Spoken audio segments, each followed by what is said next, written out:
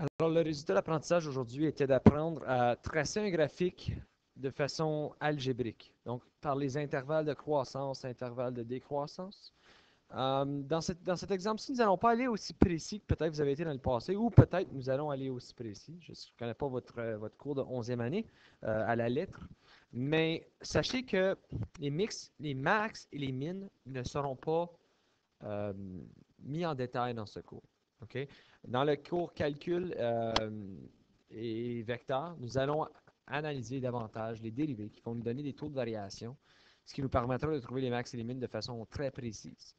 Donc, dans mon cours, je vais vous mettre de l'emphase sur les abscisses à l'origine et les intervalles de croissance et de décroissance. D'abord, un petit rappel de la 10e année. Il ne faut pas oublier que lorsque nous avons une fonction, donc f de x, et nous ajoutons un plus c au bout, donc plus 2, plus 3, ça devient une translation verticale. Donc, si, mettons que j'ai y égale à x au carré, donc ça a l'air comme ceci, et je vous dis qu'y égale à x au carré plus 2, donc, en principe, toutes les valeurs de ma parabole vont monter de 2. OK? Donc, mettons que ça serait 2 juste ici. C'est juste un petit rappel. Vous avez aussi les translations horizontales ou des déplacements horizontaux qui sont sous la forme d'une parenthèse comme ceci. Donc, si j'aurais f de x égale à x au carré, ça a l'air comme ceci. Alors, la translation f de x est égale à x plus 2 au carré. C'est une translation de 2 vers la gauche. Là, il y a des gens qui vont peut-être dire, ah, pourquoi 2 encore? Oui, pardon, pourquoi la gauche? Parce que on disait qu'il était menteur ici. OK? En réalité, l'équation, c'est x moins h au carré. OK? Donc, si vous avez un plus, c'est parce qu'on a eu un point ou un autre x moins négatif h. Paniquez pas là, si j'utilise un h au lieu d'un c. C'est juste pour vous donner une idée, c'est une variable. OK? Pour avoir un plus, donc 2 négatifs me donne un positif.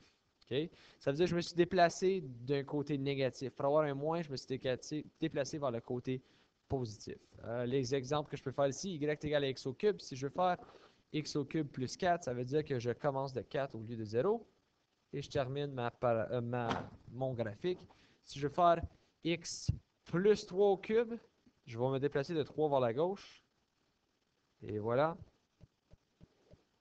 Et si je veux faire x moins 7 au cube, je me déplace de 7 vers la droite. Et voilà. Maintenant, regardons à une fonction déjà factorisée. J'ai x fois x moins 3 fois x plus 2 fois x plus 1. Vous savez, quand c'est factorisé, ça veut dire que je pourrais, en principe, développer cette fonction-là, mais ça serait très long, très pénible. Et à un point ou à un autre, je ferais probablement une erreur d'inattention. OK? Pour savoir c'est quoi le degré d'une fonction, tu sais que toutes ces 4 parenthèses-là, ces 4 opérations-là, vont à un point ou à un autre se multiplier entre eux autres. OK? Entre eux autres, je vais avoir x fois x moins 3 à un point ou à un autre. Je vais avoir x fois x plus 2 à un point ou à un autre. X fois x plus 1.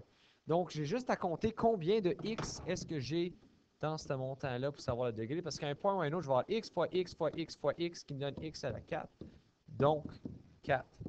Si ça t'aide, tu peux compter le nombre de x qu'il y a. Je vais vous donner un indice. Par contre, si jamais il y a un petit au carré en haut ici, c'est pas pareil, puis vous allez le voir bientôt. Si je vous demande le signe du coefficient, j'ai juste à regarder. Le coefficient principal, ça va être x à la 4. Je sais ça tout de suite. Mais mon x est positif. X est positif. Positif. Positif. 4 positifs me donne un positif. Voilà.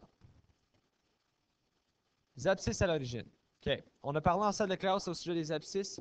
Les abscisses, c'est lorsque je croise l'axe des x. OK. Donc, à ce point-là, y est égal à 0 sur cette ligne. OK. Y est positif en haut, négatif en bas. Il est 0 sur cette ligne-là. Donc, je peux dire y égale à 0. Et je peux mettre 0 égale à x fois x moins 3 fois x plus 2 fois x plus 1. Dans un scénario de multiplication, je sais que pourvu que un de ceux-là soit égal à 0, comme 2 fois 0, c'est quand même 0. OK? Pour m'assurer que tout soit égal à 0, pour que ça ici, ça soit vrai, OK? Parce que tu mets 0 égal à ça, je veux savoir quel x me donne ça. Je peux les séparer dans des scénarios comme ceci. X égale à 0, x moins 3 égale à 0, x plus 2 égale à 0 et x plus 1 égale à 0. Pourquoi est-ce que j'ai dois de faire ça? Ben, je veux que ça soit égal à 0. Tout ça ici. Je veux que ce soit égal à 0. Pour que tout soit égal à 0, il faut au moins une de ces choses-ci soit 0. Parce que 0 fois n'importe quoi, c'est 0. Donc, regarde, x égale à 0, ça en est 1. Je peux faire plus 3 des deux côtés. X égale à 3, ça en a un autre. Moins 2, x moins 2 égale à moins 2, ça en a un autre. Et moins 1, x égale à moins 1, ça en a un autre. Donc, je sais que mes abscisses à l'origine sont x égale à 0, x égale à 3, x égale à moins 2, x égale à moins 1. Tu peux les remplacer. 3 moins 3, c'est 0. Moins 2 plus 2, c'est 0. Moins 1 plus 1, c'est 0. Puis 0 fois tout ça, c'est 0. Okay? Si tu le vois tout de suite que c'est le contraire de ceux-là, go for it. J'ai pas de problème avec ça dans vos évaluations. Si ça vous aide peut-être, comme si tu as quelque chose comme 3x plus 2 égale à 0, ça pourrait peut-être vous aider. OK. Quelle est l'ordonnée à l'origine? Si l'abscisse, c'est lorsque je croise l'axe des x, l'ordonnée, c'est lorsque je croise l'axe des f de x. Donc, x est égal à 0 ici. Alors, je peux remplacer ces valeurs-là. 0 fois 0 moins 3 fois 0 plus 2 fois 0 plus 1. Donc, ça va être égal à 0. Ça fait du sens aussi parce que mon ordonnée est ici. Mon abscisse, pardon, et j'en ai une ici. Puis le point 0, 0, c'est à la fois une ordonnée et à la fois une abscisse. OK. Ce que tu veux faire pour créer un graphique, c'est que tu veux créer des intervalles. OK? Puis en créant ces intervalles-là par rapport à x, donc l'axe des x, je dois savoir si mon f de x est positif ou négatif. Puis en sachant ça, je reconnais où est-ce que je me situe dans mon graphique. Donc, si je regarde ici, je sais que j'ai moins 2, moins 1 et 3. Je sais que j'ai des abscisses à ces trois endroits-là. Donc, ce que je dois vérifier, c'est qu'est-ce qui se passe de ce côté ici. Est-ce que je suis positif ou négatif? Qu'est-ce qui se passe entre les deux? Est-ce que je suis positif ou négatif? Qu'est-ce qui se passe entre les deux? Est-ce que je suis positif ou négatif? Qu'est-ce qui se passe à la droite de 3? Est-ce que je suis positif ou négatif? Puis vous allez voir dans un instant, qu'est-ce que ça te donne, ça? OK, donc je vais juste l'écrire comme ça. Je sais que j'ai des abscisses ici. Ce qui veut dire, quand je sais que j'ai un abscisse, je sais que ma fonction doit croiser ou doit toucher à ce point-là.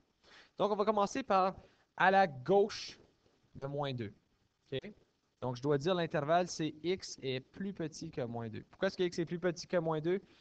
Parce qu'un chiffre à la gauche de moins 2, donc moins 3 est plus petit que moins 2. Pour savoir, pour déterminer le signe de f de x, tu dois effectivement calculer quelque chose qui est à la gauche puis savoir si c'est positif ou négatif. Donc, je sais que je peux dire que x égale à moins 3 est à la gauche de moins 2. Donc, je peux remplacer ça comme f de moins 3. Ça me donnera moins 3 fois moins 3 moins 3 fois moins 3 plus 2 fois moins 3 plus 1. OK. Il y a des gens qui vont essayer de calculer tout ça. Ce n'est pas nécessairement important. Moi, ce que je vous dirais, c'est que j'ai un négatif fois un négatif fois un négatif fois un négatif. J'ai 1, 2, 3, 4 négatifs. OK? 2 négatifs s'annulent. Donc, ça ici, c'est un positif. 2 négatifs s'annulent, ça c'est un positif, ce qui veut dire que ma réponse finale est positive. Tu ne cherches pas nécessairement la réponse. Okay? Tu ne cherches pas un chiffre. Tu cherches un signe. Tu peux calculer tout ça. Tu peux trouver c'est quoi le signe, pourvu que tu sais que c'est positif. Ce qui veut dire que à la gauche de moins 2, je suis positif, j'augmente. Okay? Ça, c'est à la gauche de moins 2. Remarquez, je suis à la gauche. OK. Je sais que je dois toucher à moins 2. Je veux savoir qu'est-ce qui se passe entre moins 2 et moins 1. Donc, moins 2 plus petit x qui est plus petit que 1, moins 1, pardon. Je peux user le chiffre négatif 1.5. Donc, je peux avoir f de négatif 1.5 égale à négatif 1,5 fois négatif 1,5 moins 3 fois négatif 1,5 plus 2 fois négatif 1,5 plus 1. Ce que ça me donne, c'est négatif fois négatif fois positif fois positif. Donc, j'ai deux négatifs. Pardon, parce que juste un instant, là. Plus 1, non, fois négatif. Pardon, le dernier, c'est un négatif. Donc, j'ai trois, ces deux négatifs-là me donnaient positif. Positif, positif, négatif, ça me donne un négatif, right? Il n'y a pas rien pour annuler ce négatif-là. Je suis négatif entre les deux, donc je sais que je fais quelque chose comme ceci. OK? Je sais que je vais avoir quelque chose de semblable à ça. Je dois sortir de mon moins 2, puis je dois revenir à mon moins 1. OK. Maintenant, je veux savoir si x est entre moins 1 et 3. Et 0, pardon. Moins 1 et 0. Donc, entre moins 1 et 0, j'ai négatif 0,5. Je vous dis tout de suite, ça va être positif. Donc, je vais revenir comme ceci. Je vais mettre mon 0. Je vais me rendre à mon 0. OK? Entre 0 et 3, je vais user 1, mettons. Et je vous dis tout de suite, ça va être négatif. Et maintenant, lorsque x est plus grand que 3, je vous dis tout de suite, ça va être positif. Donc, voilà. Voilà une idée de ton graphique en se basant sur des intervalles de croissance. Mais tout ça, moi, je trouve beaucoup plus efficace lorsque nous parlons de façon algébrique. Voici un à côté. Je vous l'ai dit tantôt que pour déterminer le degré, là, un au carré change tout. OK? C'est comme ça, j'ai 2 fois x là-dedans. Donc, je peux compter 1, 2, 3x. N'ayez pas d'idée. Ce qui veut dire que ça me donne x au cube. OK? Ça devrait être un x au cube. On va le prouver de façon algébrique. Regardez ici. Si je veux le faire de façon algébrique, tu dois quand même commencer par déterminer c'est quoi ton ordonnée. Ordonnée, c'est lorsque x égale à 0. Donc, j'ai y égale à 0 moins 1 au carré fois 0 plus 2. Je vais donc avoir 1 fois 2, ce qui implique que 2 est mon ordonnée algébrique, donc le point 0,2. OK. Ensuite, j'ai mes abscisses. Mes abscisses, vous les voyez, j'ai 1 et j'ai négatif 2. OK? Donc, ça, c'est les coordonnées 1, 0 et négatif 2, 0, si ça vous aide pour les visuels. OK? Donc, je pourrais faire mon graphique en principe. Je sais qu'à 1, 0, ici, j'ai un abscisse à moins 2, 0. Ici, j'en ai un. Puis, j'ai un ordonnée à l'origine à 0, 2. OK. Pour déterminer ceci, tu dois encore faire des intervalles sur tes abscisses. Okay? Tu dois vérifier à la gauche de moins 2, entre moins 2 et 1 et à la droite de 1. Donc, je dois dire l'intervalle si x est plus petit que moins 2. Okay? Je check à la gauche de moins 2. Juste ici. Donc, si x est plus petit que moins 2, je vais dire x égale à moins 3. F de moins 3, ça va me donner moins 3 moins 1 au carré fois moins 3 plus 2. Ça va donc me donner un négatif au carré fois un négatif. Ça me donne un positif fois un négatif qui me donne un négatif. OK. Donc, je sais qu'à la droite, à la gauche de négatif 2, je suis négatif. OK. Parfait. OK. Si x est entre moins 2 et 1, je peux utiliser x égale à 0. Vous avez le droit de l'utiliser 0. Pourvu que 0 n'est pas un abscisse ou un ordonnée, vous avez le droit de l'utiliser. Donc, dans ce cas ici, je vais dire 0, f de 0 sera égal à 0 moins 1 au carré fois 0 plus 2. Ici, ça va me donner un négatif au carré qui va me donner un positif. Fois un positif, ça me donne un positif. Alors, je sais que entre ces deux-là, je suis positif. Là, regarde ce qui est tricky un peu. Là. Je sais qu'entre ces deux-là, entre moins 2 et 1, je suis positif. Je sais qu'il faut que je me rende de moins 2 à 1 dans l'espace positif, mais n'oubliez pas, vous devez croiser votre ordonnée. Donc, rends-toi du moins 2 à ton ordonnée et maintenant rends-toi à ton 1. Voilà. Dernier intervalle à vérifier. Si x est plus grand que 1, on va dire que x égale à 2. Je vais avoir f de 2 qui va être égal à 2 moins 1 au carré fois 2 plus 2 au carré. Ça va te donner un positif. Donc, je reviens vers le haut. OK? Quand je dis bounce back en classe, c'est parce que j'ai un au carré ici. C'est une racine double. OK? Donc, ce qui veut dire qu'il ne va jamais traverser. Il va juste toucher l'axe des x puis il va revenir sur lui-même. Et voilà une approximation de votre graphique selon les calculs algébriques. Le dernier exemple que je vais vous montrer, c'est x moins 1 fois x plus 2 fois x plus 3. Je vous demande d'abord de remplir ce tableau ici. Donc, le degré de ça, vous devriez savoir que ça va être 3. J'ai 3x, j'ai pas de racine double. Parfait. Coefficient dominant va être 1. OK, ça veut dire, ça va être quoi le coefficient? Je sais que j'ai x au cube, mais est-ce que je vais avoir quelque chose ici? Ça va être juste 1. OK, j'ai 1x fois 1x fois 1x. Comportement à l'infini. Je sais que c'est un x au cube positif. Donc, si x tend vers l'infini négative, f de x tend vers l'infini négative aussi. Si x tend vers l'infini positive, f de x tend vers l'infini positive aussi. Donc, ça, c'est x au cube positif, je vais le savoir tout de suite. Tes abscisses à l'origine, OK? Si tu regardes ici, tu peux voir que tu as négatif 3, négatif 2 et 1.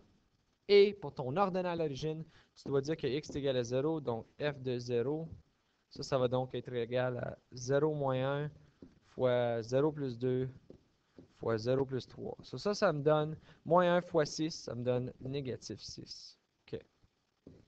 Comme ordonnal à l'origine. Bon. Ça, c'est toute l'information que j'ai besoin pour tracer. Je vais placer mon ordonnal au début. Donc, j'en ai un à moins 6. Et je vais placer maintenant mes abscisses qui sont à moins 3, moins 2 et à 1. Si je ne me trompe pas. Oui, parfait. Je vais le faire algébriquement. C'est ce que je vous ai demandé en devoir. Ou c'est ce que je vous ai demandé de faire. Donc, je vais ouvrir une nouvelle page ici. OK? Je sais que j'ai moins 3, moins 2 et moins 1 à vérifier. Donc, je sais que le premier intervalle, c'est ici. X est plus petit que moins 3. Je vais mettre x égale à moins 4. Donc, je vais avoir f de moins 4 qui va être moins 4 moins 1 fois moins 4 plus 3 fois moins 4 plus 2. Je vais juste vérifier si c'est la bonne équation. Bon, ils sont dans le même genre. Ça va me donner un négatif fois un négatif fois un positif. Ça me donne un positif. OK. Donc, ça, c'est un intervalle. Si vous voulez mettre un carré, peut-être ça va vous aider. Si moins 3 est plus petit que x, qui est plus petit que moins 2, je vais utiliser moins 2,5. Donc, je vais avoir f de moins 2,5 va être égal à moins 2,5 moins 1 fois moins 2,5 plus 3 fois moins 2,5 plus 2. OK.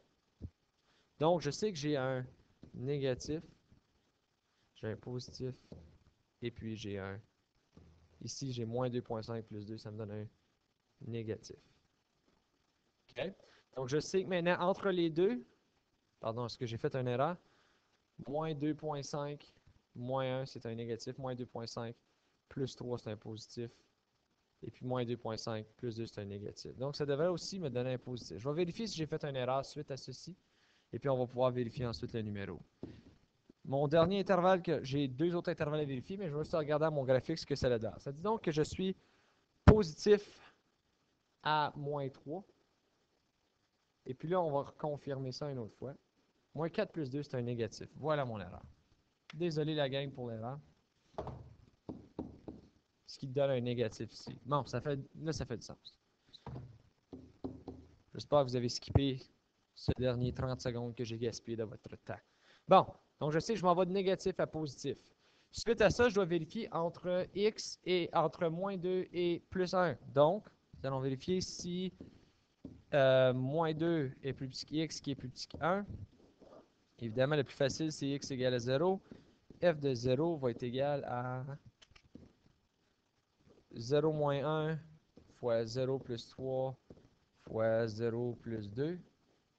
Ceci me donne un négatif fois un positif fois un positif, ce qui me donne un négatif. OK. Et le dernier intervalle, si x est plus grand que 1, je vais utiliser f de 2. Je suis en train de faire ça assez vite, là. 2 moins 1 fois 2 plus 3 fois 2 plus 2, ce qui me donne un positif. Ça fait tout du sens. OK. Si on regarde à la gauche de moins 3, je suis négatif, donc je pars du bas ici. Gauche de moins 3, négatif. OK?